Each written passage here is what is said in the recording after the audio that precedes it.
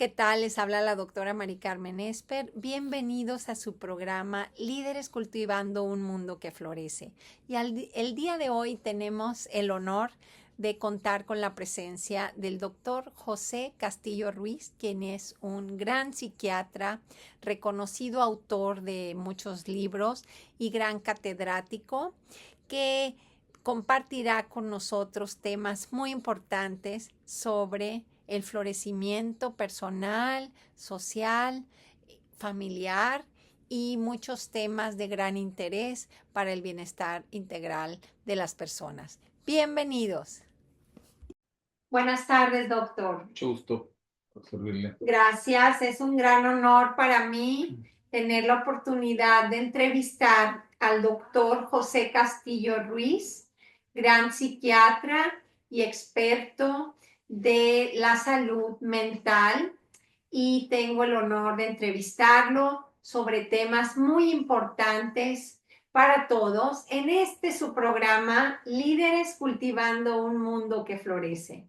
Bienvenidos. Y vamos a entrar en el tema, doctor. Muchas gracias. Al contrario, gracias por la invitación. Bueno, en primer lugar, pues quiero decirles que el doctor es autor y coautor de muchos libros muy valiosos para la salud emocional, para la salud mental, y quiero mostrárselos porque es muy importante que leamos contenido valioso para aprender cómo gestionar las emociones, cómo resolver temas de salud emocional, psicológica, de la mente, etcétera.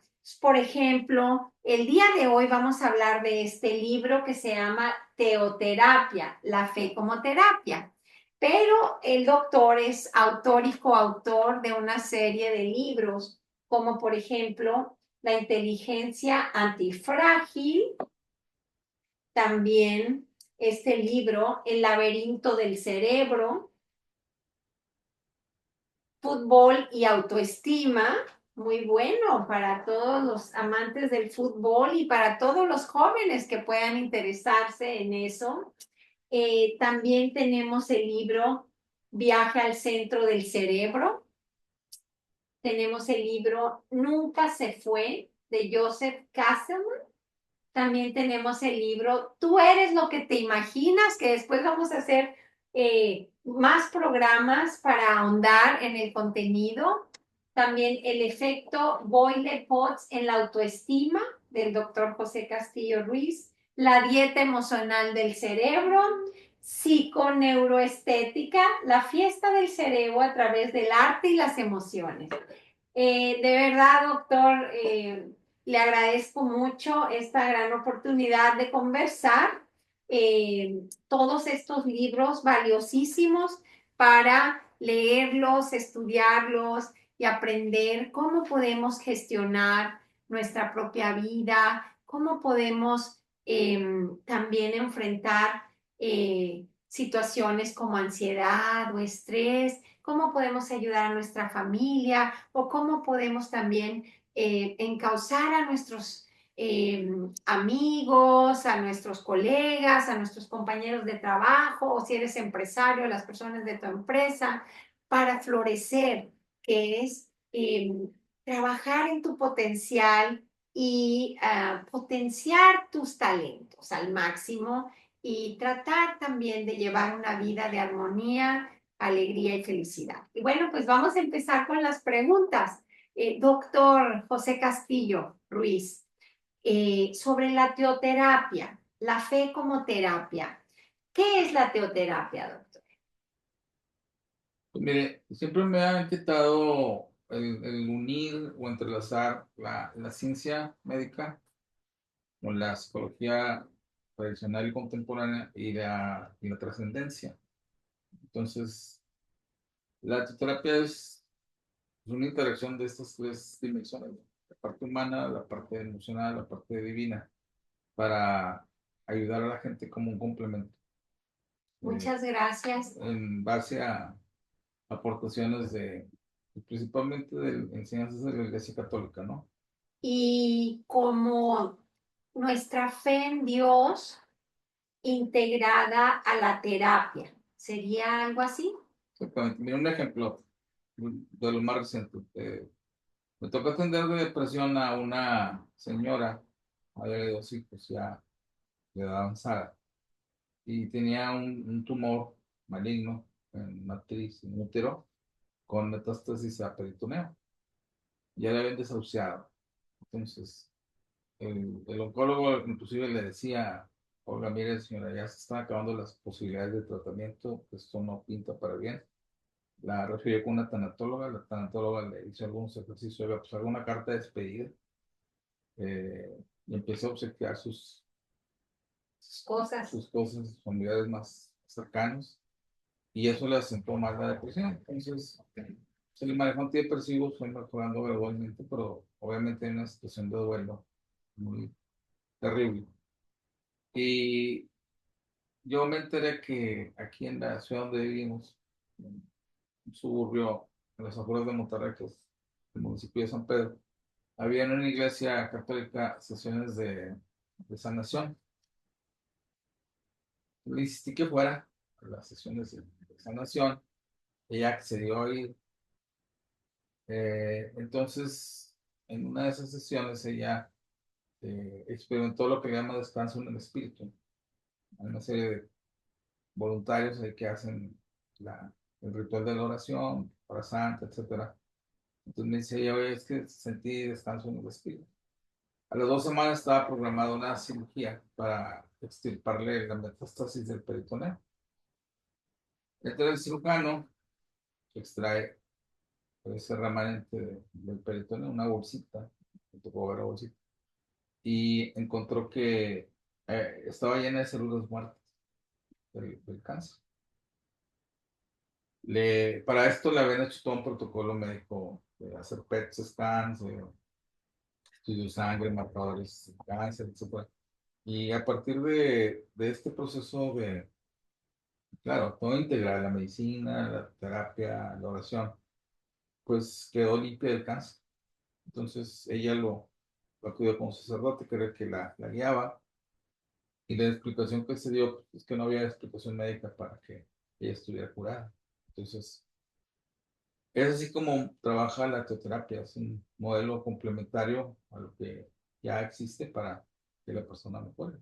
Inclusive ahorita, como un sacerdote de Abraham Nadera, de la parroquia del Carmen aquí en Monterrey, estamos haciendo una devoción para personas con enfermedades crónicas, incluyendo adicciones al alcohol, drogas, en donde la persona a manera de símbolo, se compromete a colgar un candadito chiquito en una barda de media misa, y ese candadito significa que ya se compromete a dejar atrás su pasado de depresión, ansiedad o adicción, y se integra a unos grupos de oración también de sanación en la parroquia del Carmen, aquí en Monterrey, tomando en cuenta un modelo integral también, por el proceso médico, el proceso de psicología, de psicoterapia y el proceso de fe, que cada vez hay más evidencia que hay cambios bioquímicos cerebrales y físicos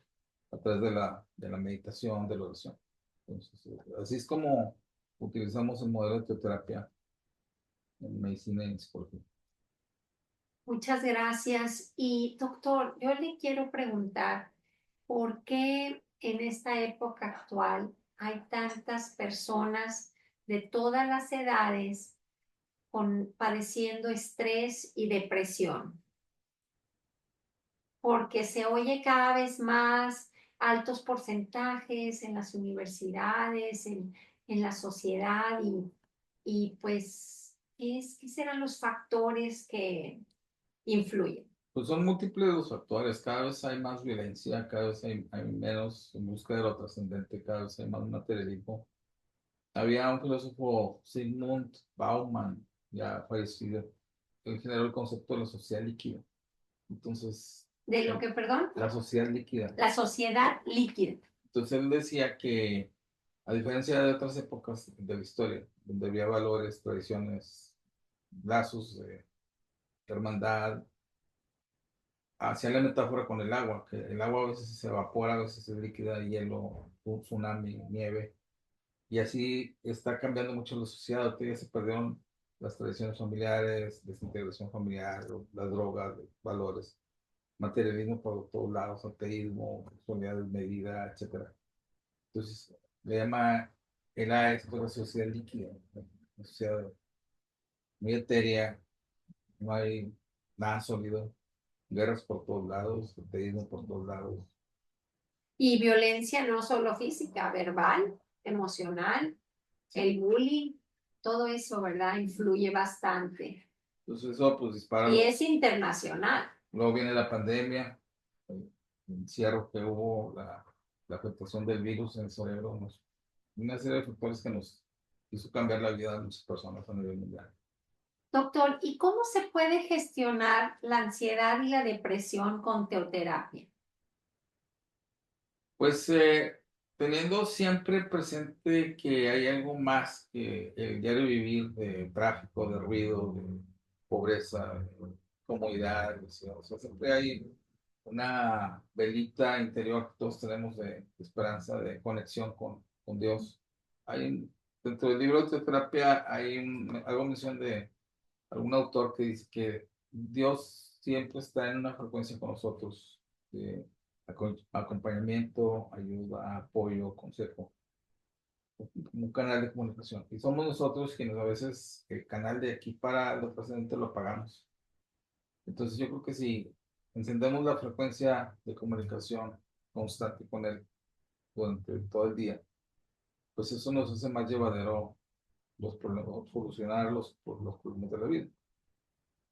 Sí, yo una vez asistí a un curso sobre 10 formas de orar en los Estados Unidos y pues yo siempre había tenido la idea de que todo el día hablar con Dios en el camino de mi día, eh, pues para luchar por hacer su voluntad, ¿no?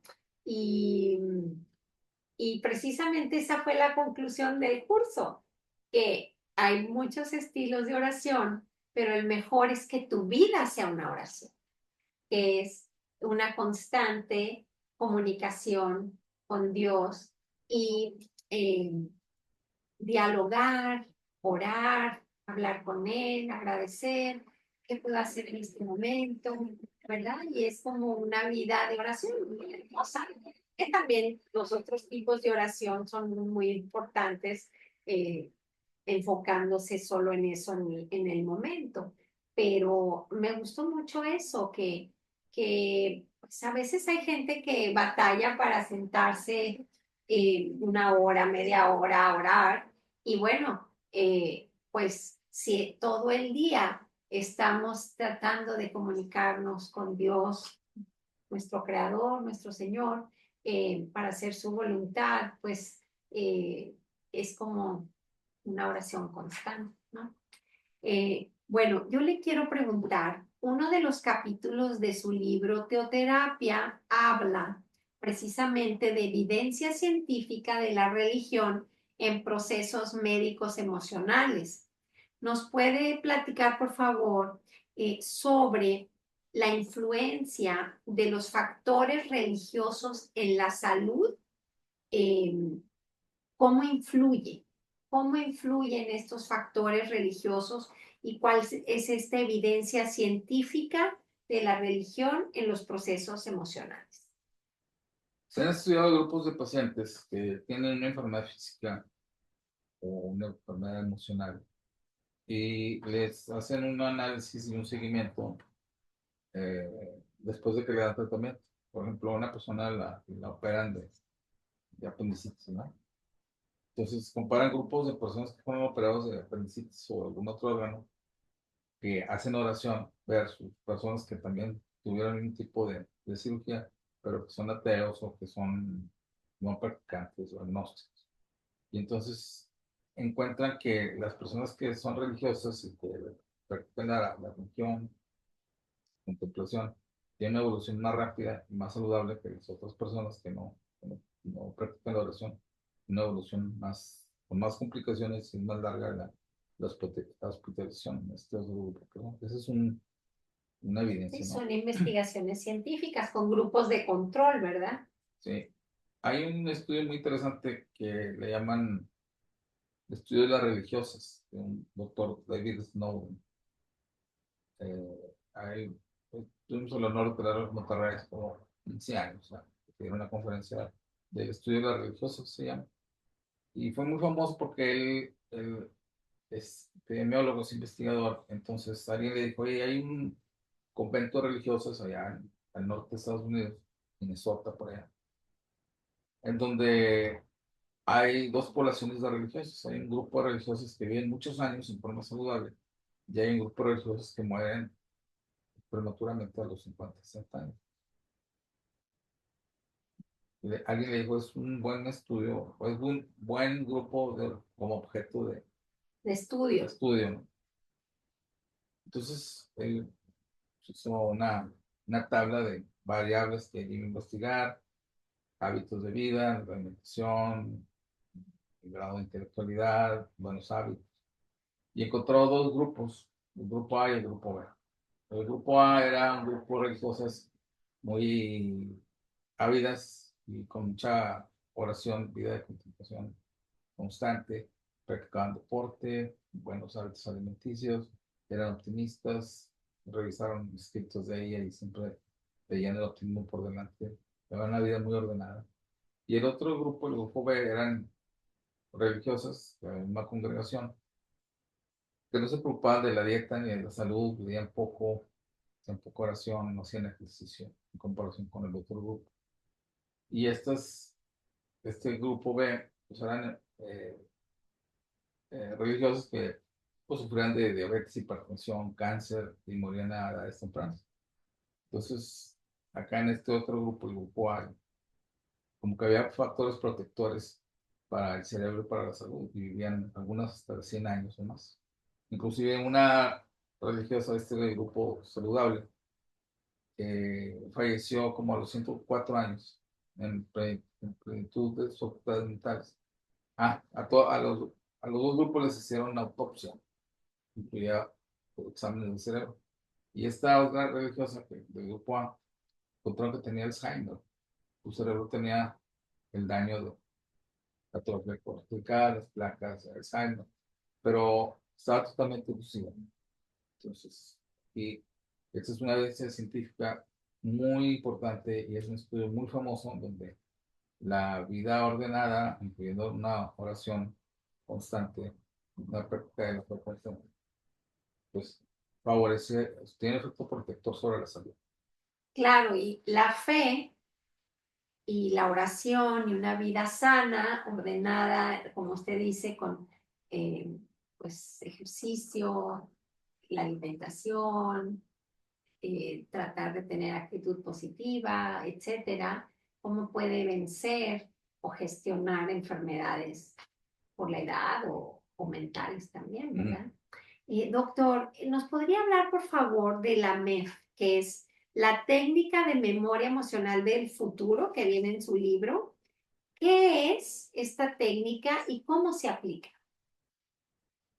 Cuando hablamos de memoria, frecuentemente hacemos alusión a lo que nos pasó ayer, el pasado.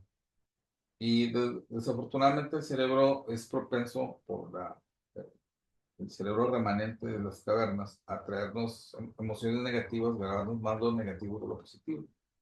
Entonces, la MEF es, a través de la terapia uno va construyendo una memoria emocional a través de la meditación, de la contemplación, visualización a futuro de metas, de cambios de vida, de nuevos hábitos. Entonces, cuando estamos practicando memoria emocional del futuro, pues hay neuroplasticidad, el cerebro se está reacomodando más fácilmente, hay neurogénesis, hay reproducción de neuronas.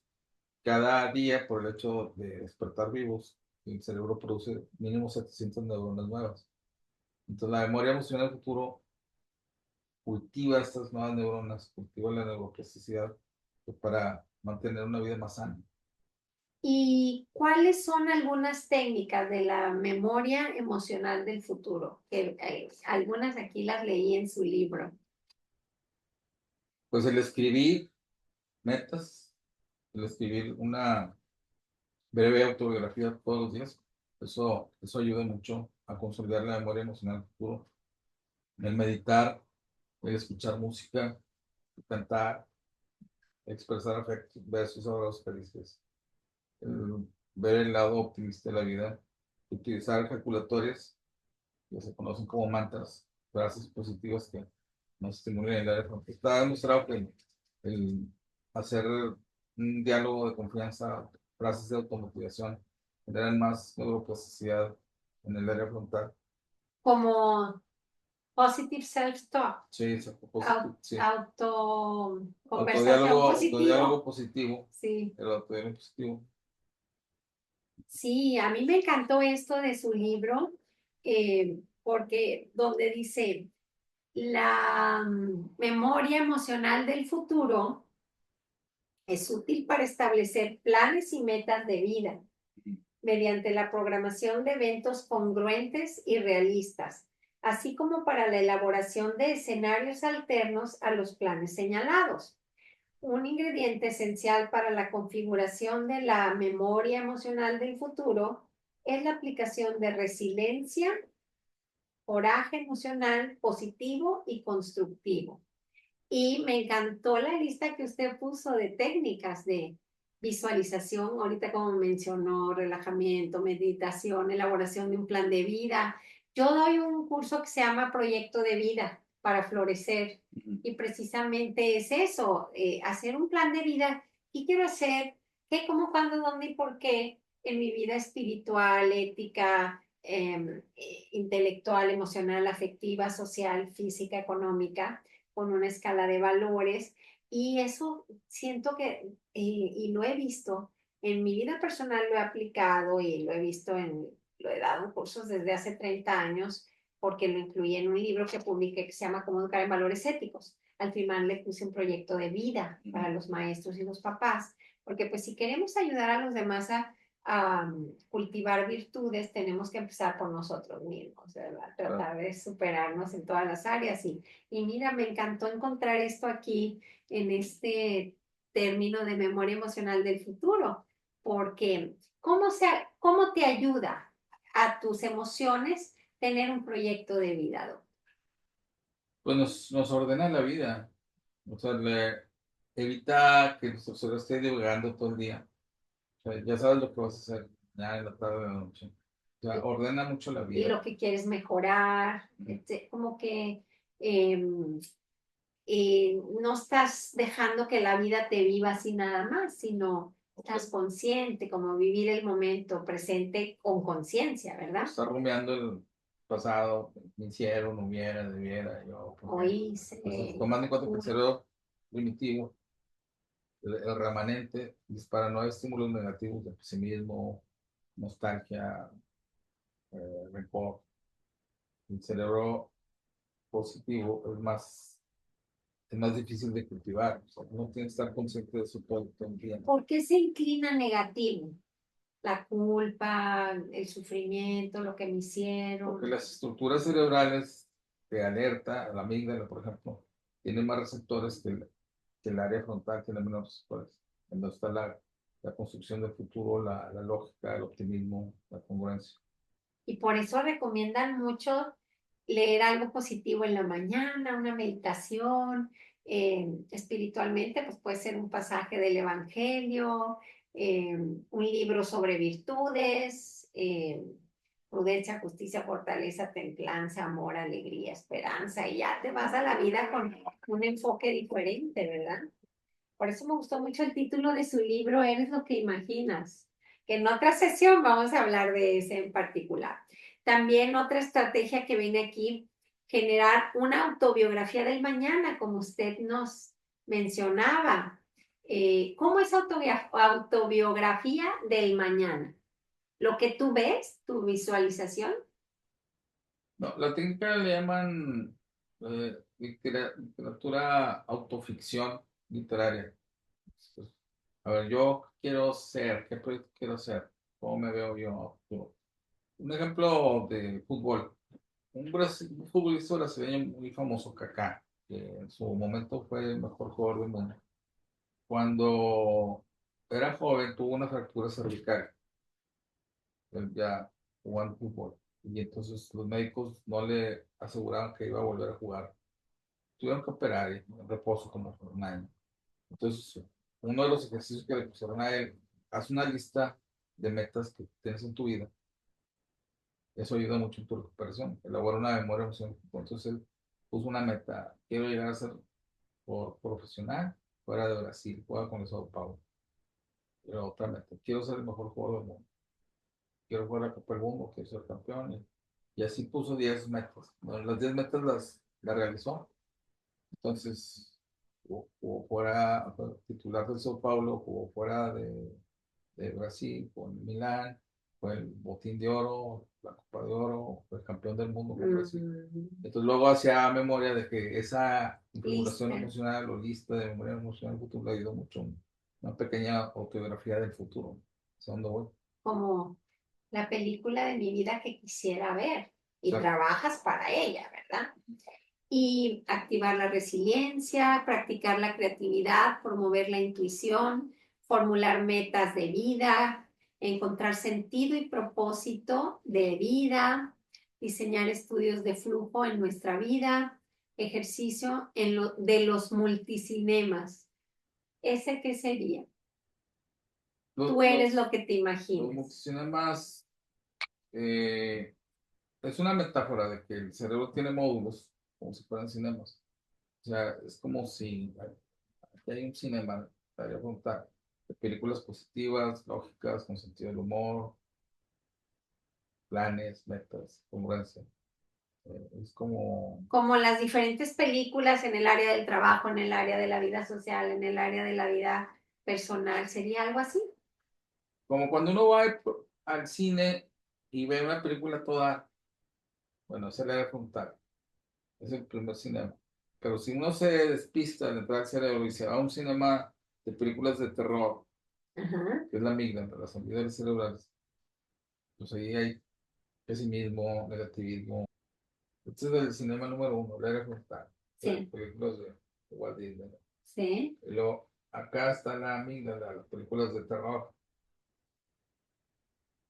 y baja el voltaje en el área frontal, el primer cinema. Y si por equivocación nos vamos al símbolo, que están las películas de obsesiones, pues hay una película Mejor Imposible, o hay una película Tok Tok de obsesividad, muy recomendable, es una película española, en donde un psiquiatra cita a 6 pacientes con TOC o CD a la misma hora, el mismo día. Entonces, Ujú. estos son los multicinemas. Pues la idea es que estén apagados tus cinemas y esté todo el día trabajando en el área frontal con lo que a propósito de vida, sentido. Lógica, propósito de vida, sentido de vida, misión, ¿verdad? Sí. Gracias, doctor. Otra pregunta. ¿Cuál sería la técnica para romper el ritmo de estrés del que todo el mundo habla en el mundo? Todo el mundo habla del estrés. Y bueno, mucho se dice que el estrés baja nuestro sistema inmune y es cuando se activan las enfermedades o, ¿verdad? Este, ¿Qué nos podría decir al respecto? Hay una filosofía nueva a nivel mundial que llaman el slow down. El no te hagas adicto al trabajo, porque, entre otras cosas, cada 90 minutos de cualquier actividad que tengamos, se cansa el cerebro. Los alemanes descubrieron esto que se llaman ritmos ultradianos. Cada 90 minutos se cansa el cerebro. Perdemos concentración, calma, actividad. Mm, Entonces hay que descansar 20 minutos para que se reactive el cerebro. Entonces, descanse. Entonces, 90-20 es algo importante. Pues Tener música de fondo. La música actúa como medicamento. a mí me gusta mucho trabajar con música de fondo. Eso ayuda mucho en la regeneración cerebral. En esos 20 minutos, pues no hacer nada, relajarse, meditar. Uno puede dormir, que es una forma de meditar, dormir. Realmente, 15 minutos, 20 minutos. El no hacer mucho uso del Internet, porque el Internet va disminuyendo la habilidad del área frontal para las funciones ejecutivas cognitivas. Ese sería un ritmo de vida, ¿no? Poner una balanza, tener ser contra ser, ¿no? Ok, darle su lugar a la familia, darle su lugar a la salud, a la buena dieta, evitar alcohol, evitar tabaco. Entonces, son factores de riesgo que hay que evitar. Muy importante. Muchos jóvenes empiezan muy temprano a consumir alcohol y, y tabaco y otros tipos de Entonces, sustancias. Y eso creo que lo hacen para calmar el estrés, pero mm, creo que también, y la ciencia lo ha dicho, pues se hace como un ciclo y se cultiva el estrés, ¿no, doctor? Afecta. claro, hay que recordar el negocio número uno del mundo es la guerra. Y el segundo negocio más redituable del mundo son las drogas. Entonces, toda la mercadotecnia en torno a las drogas pues, es parte del materialismo, ¿no? Pues, Sí, como que la lucha entre el bien y el mal. sí. Y pues es triste gente que pudiera florecer, ser feliz, tener una vida sana, después batalla mucho para dejar estos hábitos, Claro. ¿verdad? Negativos. Tengo otra pregunta. ¿Cuáles son los mecanismos de defensa psicoespiritual, positivos y negativos? Me gustó mucho este libro. Aquí nos menciona usted algunos. eh, y me llamó mucho la atención que pues unos son negativos, creo yo, no sé, como negación, magia, enojo, resentimiento, culpa, indiferencia, inestabilidad, y otros positivos como conversiones, madurez, misticismo. ¿Qué nos puede platicar al respecto, doctor? Muy interesante, de veras. Mecanismos son automatismos negativos de la mente, ¿no? Por ejemplo, la magia, ¿no? En el área frontal, donde están las funciones cognitivas lógicas, ahí al lado de esa área está la magia. Entonces muchas veces uno va y pide en oración algo mágico. Yo me quiero hacer millonario. Señor, ayúdame a ser millonario. Entonces es un pensamiento mágico, ¿no? Tienes que trabajar Pero arduamente. falso. Falso, es un mecanismo, o el fanatismo. El fanatismo es un mecanismo de defensa totalmente falso. A mucho fanatismo. A las ¿Por qué? sectas, a las sectas. Porque el cerebro es propenso a crear perspectivas, en sectas, en crear lo mágico. Hicieron un estudio hace tiempo en la Universidad de Harvard a nivel mundial para encontrar qué porcentaje de la gente sabía pensar y qué porcentaje de la gente no sabe pensar. Y encontraron que más del 80% de la población mundial no sabe pensar y nada más entre un 5 y 10% sí sabe pensar. O sea, gente tonta versus gente inteligente. ¿Y en qué radica?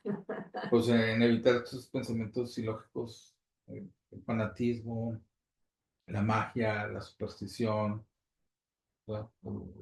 Estar enojado todo el día.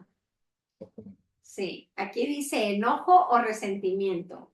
Estadio referido a sujetos que en una ocasión fueron religiosos o creyeron serlo y ante la mínima adversidad sienten que fueron abandonados por la providencia de Dios. La posición que asume es una actitud inconsciente de revancha hacia lo trascendente. Sí, mucha gente Y lo es que hace. Dios me castigo. Sí, Es que, sí, sí. Culpa. En esta dimensión, los individuos experimentan a Dios como un ente otorgador de restricciones o recompensas. Desarrollan una relación de premio-castigo con lo trascendente.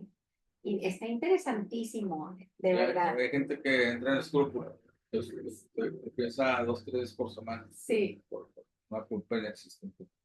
Y no eres feliz. O el perfeccionismo, que es difícil, es imposible. Y ser perfecto o hacer algo perfecto y sufres porque no lo logras, ¿verdad? Y bueno, pero lo muy interesante es mecanismos de defensa positivos, que son conversiones, madurez y misticismo. ¿A qué se referiría, doctor? Por ejemplo, ahí puede entrar también el altruismo. La gente que es altruista tiene empatía y hace un acto, una acción en ese sentido. Vive más tiempo que la gente que no. La gente que es empática, El servicio, ¿verdad? Te da alegría. exactamente. Entonces, Sí. todo lo que ya se hace automático en la mente y eso da más calidad de vida. Porque pues, hay dos áreas. Y fíjate lo que dice aquí madurez, periodo en el que el hombre reconoce a Dios, vive de acuerdo a los valores y tradiciones de su religión. Practica la caridad y busca la autenticidad. Se cultiva la compasión y el perdón. Y esto es hermoso, y esto te hace florecer, y te hace líder, y te hace feliz, ¿verdad? Y esto urge en la sociedad. Bueno, tengo otra pregunta. En su libro, doctor Castillo, usted menciona que Ansel Grum, monje benedictino, nos enseña otro camino de teología espiritual, uniendo los caminos de la psicología y la espiritualidad para ser cada día mejores. La psicología y la espiritualidad. ¿Nos puede platicar, por favor, del modelo psicoespiritual que propone Ansel Grum? Y también le quiero preguntar de las prácticas de autoconocimiento que incluye en su libro. Bueno, ese Bruno es un monje benedictino. Entonces, a él lo hemos traído varias veces como para a cursos y seminarios. Entonces, él es psicólogo, teólogo, psicólogo, sacerdote. Y él utiliza el modelo de Carl Jung, en la psicología. Entonces, de los evangelios, una forma de reflexión de los evangelios. El contenido del evangelio lo trae el momento presente. Por ejemplo, el hijo pródigo, que analiza realmente el hijo pródigo. Y la analogía que hace a momento presente, bueno, ¿quiénes son los hijos pródigos? ¿Quiénes son los hijos que son fieles a la causa? ¿Quién se fue? ¿Quién regresó? Entonces, para que la persona haga introspección, a ver, ¿yo en qué error estoy? ¿Estoy en hijo que protege los valores familiares o soy el hijo desbalagado que quiere regresar a la casa de mi padre? ¿Cómo me identifico? ¿En cuál personaje del evangelio? O sea, bueno, es un ejercicio que plantea, ¿no? Y entonces se une la psicología y la espiritualidad. Sí es. ¿Cuál método de meditación contemplativa expone Grum? Pues el Ansel método de Grum. la oración contemplativa es un método que, bueno, uno de mis maestros en Harvard, Herbert Benson, ya fallecido, decía que la oración de contemplación es el único método de meditación común a todas las religiones del mundo. El catolicismo, el budismo, ¿Cuál es el método? la oración contemplativa, Ok. la meditación contemplativa. Pues alguien lo hace a través de la respiración, por ejemplo. Entonces, Thomas Keating, también ya fallecido, aunque encierro, él hablaba mucho de la oración contemplativa, de oración centrante, que es paralela a lo que hace un promueve en sus métodos de oración. Sí. Y también tengo la pregunta, ¿cuál sería el modelo de salud emocional que propone en su libro de teoterapia? Aquí lo encuentran en la página 107, si no me equivoco. Bueno, esos son los atributos del perfil emocional de una persona sana emocionalmente. Em, Pues cada día proponernos tener más confianza en nosotros mismos, en los demás, elaborar ejercicios para visualizar a futuro la memoria emocional del futuro, con resiliencia, o sea, no darnos por vencido, ser dueños de nuestro propio destino, para ser más sociables, sociales, flexibles, creativos, con humildad. O sea, darle un vistazo a los valores cada día, como digamos, practicar el perdón, estado de flujo, de fluir, practicando los valores, promoviendo la meditación. sí, me gustó mucho este modelo que viene aquí en el libro. ¿Qué tiene una persona que vive este modelo de salud emocional? Pues tiene confianza, controla sus impulsos, autogestión, ¿no? De tus emociones, empatía y amistad, autoconfianza en sí mismo, resiliencia, que tanto necesitamos en la pandemia al mundo entero, empowerment, empoderarse como creer que puedes, ¿no? Ser valiente para creer que puedes y aprender cosas para poder. Templanza, sentido del humor, autoestima. Y qué bonitas las virtudes que menciona. Uh -huh. Y bueno, la última pregunta, porque podemos estar muchas horas hablando de este tema tan interesante. En este libro de teoterapia, La fe como terapia, eh, menciona usted virtudes para un liderazgo moderno, de Leonard Hoffman en la página 108. Lo menciono porque de verdad recomiendo mucho leer este libro, me ha encantado, lo puedes leer en un día, subrayarlo, consultarlo y seguir los consejos que vienen aquí. Dice, ¿por qué un líder social? Yo le quiero preguntar, primero, las virtudes que vienen aquí para un líder empresarial o un líder social, un líder político, un líder de servicio. Eh, como dice, si pretendes liderar, primero tienes que servir a los demás por medio del amor, fomentando valores como paciencia, compromiso, honestidad, humildad, responsabilidad, indulgencia, afabilidad, generosidad, respeto, tolerancia.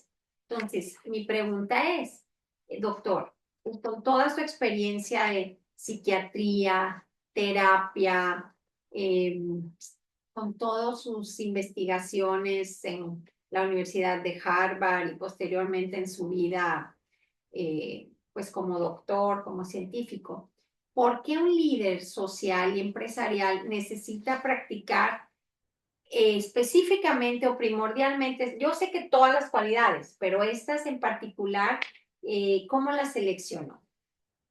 Bueno, esto parte de una anécdota. Un director de empresas hace muchos años me recomendó leer un libro, La Paradoja, que es un libro anecdotario y es un libro autobiográfico de un empresario anglicano que tenía problemas con su esposa. Entonces van con el pastor anglicano y les pone la situación y le dice, oye, tú necesitas irte a un retiro a un convento católico.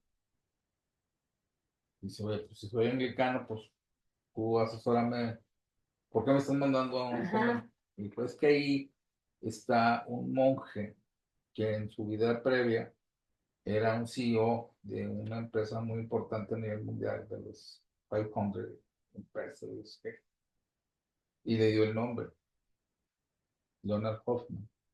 Entonces, ve ahí para que te retiro, él da conferencias y tiene asesoría espiritual con este ex CEO de una gran empresa que ahora es monje, quedó viudo, entonces, de ser un CEO muy importante, se metió de monje.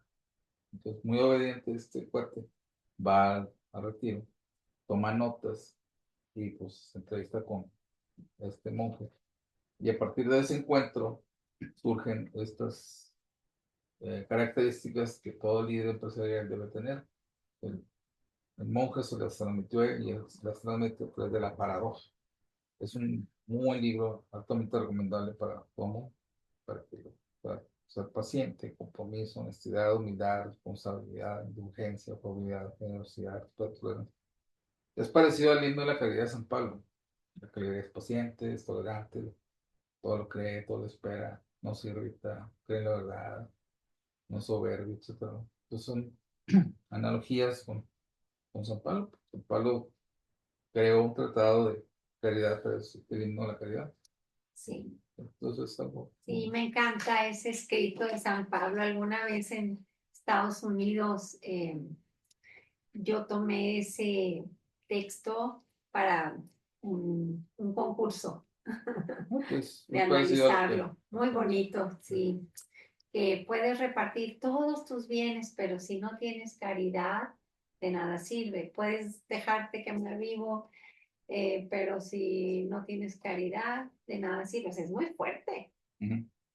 Para cómo tantas investigaciones científicas, educativas, médicas dicen que cómo nos relacionamos con los demás es lo más importante. Cómo tratas a los demás, cómo haces sentir a los demás y cómo te tratas a ti mismo también.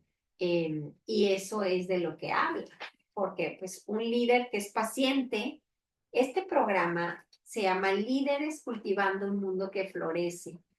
Y bueno, pues es muy importante como líderes tratar de cultivar la paciencia, el compromiso con los demás, consigo mismo, la honestidad, la humildad, la responsabilidad, la indulgencia, la afabilidad, generosidad, respeto, tolerancia a la hora de practicar el liderazgo. Que bueno, pues es un reto diario, pero también me encanta lo que dice su libro. Si la dignidad de la persona humana reside en su capacidad de conocer y elegir aquello que es bueno, entonces queda su conciencia totalmente independiente y personal de determinar sus acciones. Entonces, pues, ¿cuál sería su mensaje final en este programa para eh, los líderes del mundo, familiares, personales, sociales, comunitarios, políticos, empresariales, educativos? Pues evitar la manipulación de las masas, que es muy común, evitar la demagogia. Eh, si vas a tener un puesto de elección popular o un liderazgo, pues sé honesto, no vendas falsas expectativas. Practicar estas virtudes, ¿verdad? Exacto, no te busques a ti mismo en un puesto de poder. Digo, eh, había un maestro, falleció hace poco, que tecnológico, decía aprender para servir. El doctor, el rector emérito David Noel, ¿verdad? Sí, entonces Ramírez. decía así, una buena frase. Vas a Qué bonita, ganar aprender conocimiento, para servir. entonces yo diría, vas a adquirir poder, pues adquiere poder para servir. O sea, no te Y, busques en el poder. y también liderar para florecer y para hacer florecer, ¿verdad? Que en el camino que tú desarrollas tus talentos o tus estudios, o así como usted que está compartiendo todos estos libros y todo esto que ha aprendido en la vida y ha experimentado, investigado, eh, a la vez que uno florece como persona, pues el mejor líder también es aquel que ayuda a que todos los demás florezcan, a que el equipo florezca, que la familia florezca, a que todos los que rodean a ese líder florezcan. ¿Y qué es florecer? Pues desarrollar tu potencial al máximo y tratar de vivir en armonía. Exacto. Pues le agradezco mucho, doctor, Te agradezco la amabilidad. esta gran entrevista donde hemos aprendido bastante. Y bueno, pues este libro, Teoterapia, la fe como terapia, del doctor José Castillo Ruiz y la licenciada María Guadalupe Castillo Carrión, se los recomiendo ampliamente y ojalá pronto podamos conversar sobre los otros libros que son tan interesantes para nuestro propio desarrollo, superación personal, florecimiento y para cultivar sobre todo un liderazgo de servicio, un liderazgo que ayude a que la comunidad florezca. Muchas gracias. Saludos a todos. Gracias Gracias por por tu atención. acompañarnos. Amable, Gracias, gracias, doctor. amable. Muchas Doctor, gracias. gracias. Gracias.